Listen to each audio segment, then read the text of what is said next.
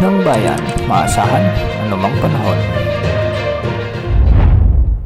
Magandang araw po sa ating lahat. Ngayon ay araw ng Lunes, July 28, 2025 at narito na ang pinakahuling update sa magiging lagay ng ating panahon. Patuloy pa rin nating minomonitor ang dalawang bagyo sa labas ng ating area of responsibility na humahatak o nanghihila ng habagat at nagpapaulan sa maraming lugar sa ating bansa. Una rito si dating bagyong Emong na huling namataan sa layong 985 kilometers hilagang silangan ng extreme northern Luzon. Ayon sa iba, tinatawag na itong zombie storm dahil sa halip na hihina na sana ito ay bigla muli itong lumakas. Taglay pa rin nito ngayon ang lakas ng hangin na umaabot sa 75 kilometers per hour malapit sa gitna at pagbugsong umaabot sa 90 kilometers per hour.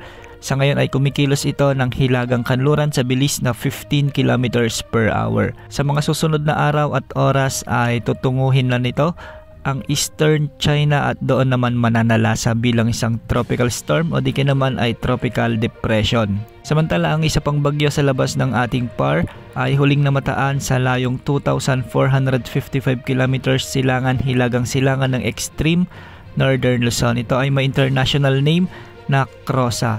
Isa na itong typhoon category, taglay ang lakas ng hangin na umaabot sa 130 kilometers per hour malapit sa gitna at pagbugsong umaabot naman sa 160 kilometers per hour. Medyo mabilis ang pagkilos nito ng 30 kilometers per hour ng pahilagang na direksyon. Wala rin itong direktang epekto sa anumang bahagi ng ating bansa maliban na lamang sa hinihila nitong habagat na nagdadala rin ng mga pag-ulan sa kanlurang bahagi ng Visayas at Mindanao. Samantala dahil nga sa umiiral na habagat na pinalalakas ng mga bagyong ito, asahan pa rin ang pabugso-bugsong pag-ulan sa buong Ilocos Region, Abra, Benguet, Zambales at Bataan. Pinag-iingat pa rin natin ang ating mga kababayan dito sa banta o posibilidad ng mga pagbaha at pagguho ng lupa kung may mga katamtaman at malalakas na pag-ulan. Samantala, magiging maulap naman ang mga kalangitan na may mga kalat-kalat na pag-ulan at thunderstorms. Ang buong Metro Manila, Cagayan Valley, kasama na ang Cavite, Laguna, Batangas, Rizal, Occidental Mindoro, Oriental Mindoro, ang nalalabing bahagi ng Cordillera Administrative Region at ang nalalabing bahagi ng Central Luzon. Dulot pa rin ito ng habagat kaya posible rin ang banta ng mga biglaang pagbaha o pagguho ng lupa kung may mga katamtaman at minsan ay malalakas na pag-ulan.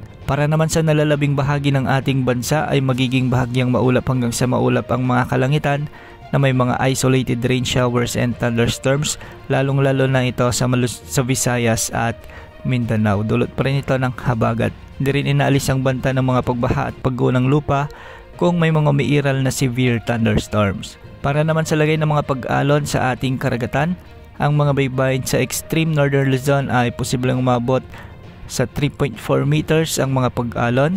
Dulot pa rin ito ng hanging habagat. Samantalang sa kanlurang bahagi naman ng Luzon ay posible ang mga pag-alon hanggang 2.8 meters. Sa nalalabing baybayin ng bansa ay posible ang mga pag-alon hanggang 2.1 meters. Ngayong araw may nakataas na weather advisory. Ibig sabihin nito, posibleng makaranas na mula 50 to 100 millimeters na pag-ulan ang ilang lalawigan sa Luzon. Posibleng makaranas ng mga pag-ulan ang Ilocos Norte, Ilocos Sur, Abra, La Union, Benguet, Pangasinan, Zambales at Bataan. Pinag-iingat natin ang mga lugar na ito sa banta ng mga pagbaha at pagguho ng lupa.